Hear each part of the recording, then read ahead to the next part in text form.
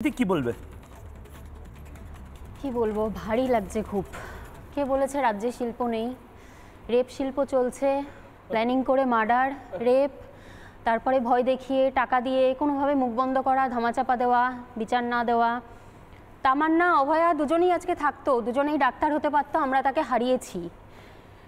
রাজনীতি করছি, নির্লজ্জ রাজ্য চলছে। কেউ দেখছে কে কি পোশাক পরেছিল, কোথায় ছিল, কেন ছিল, রাতে ছিল, দিনে ছিল। আরে দিনে রাতে অশোকনগরে 6 বছরের বাচ্চাটা কি দোষ করেছিল? তামান্না মেয়েটা কি দোষ করেছিল? যে বেচারা রাজনীতির কিছু বোঝেই না, তারা কি দোষ করেছিল? কি দোষ তাদের? বন্ধুরা রেপ করে দিতে পারে? আপনারা রাজনীতি করেন, বন্ধুরা রেপ করে দিতে পারে একজনকে, একটি মেয়েকে রেপ করে দিতে পারে, দিনের বেলায় রাতের বেলায় রেপ করে দিতে পারে। একজন ডাক্তার, যে ডাক্তার হতে চলেছে, সে ডিউটিতে গিয়ে খুন হয়ে যাচ্ছে, আপনারা বলেন ছোট ঘটনা? কোন রাজ্যে বাস করছি আমরা? নৈরাজ্য চলছে।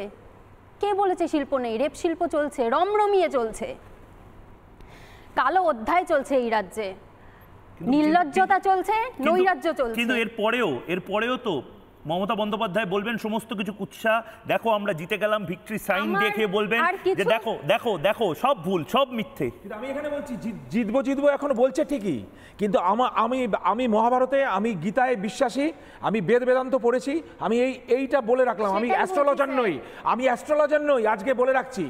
শিশুপালের যখন 100টা অপরাধ হয়েছিল না, 90 থেকে 91 থেকেও বুঝতে পারেনি। সুদর্শন চক্র কিন্তু অন হয়ে গেছে। কিভাবে পড়বেন আমার দাদু আমায় শিখিয়ে গেছে। দিদি ভাই আমরা হাত জোর করছি।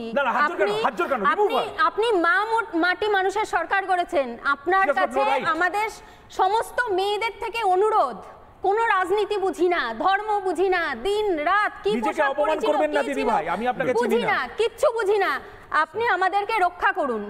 আপনার কাছে বিচার পাওয়া যায় না, বিচারের নামে প্রহসন হয়, আপনারা বিচার দিতে পারেন না। আপনি দরকার হলে, আমি বলছি, আপনি দয়া করুন।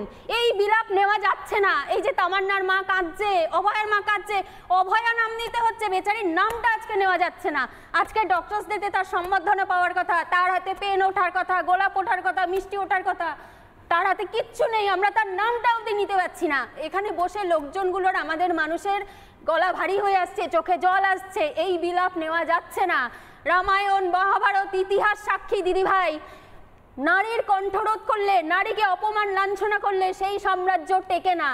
এখনো সময় আছে, সামলে যান। আপনারা সবাই লেখাপড়া করেছেন। এবং আমি সব নানা ধরনের কন্টেন্ট দেখার জন্য লাইক করুন, শেয়ার করুন আমাদের ফেসবুক পেজ, সাবস্ক্রাইব করুন আমাদের ইউটিউব চ্যানেল। পাশাপাশি অন্যান্য ব্রেকিং নিউজের জন্য অবশ্যই চোখ রাখুন রিপাবলিক বাংলায়।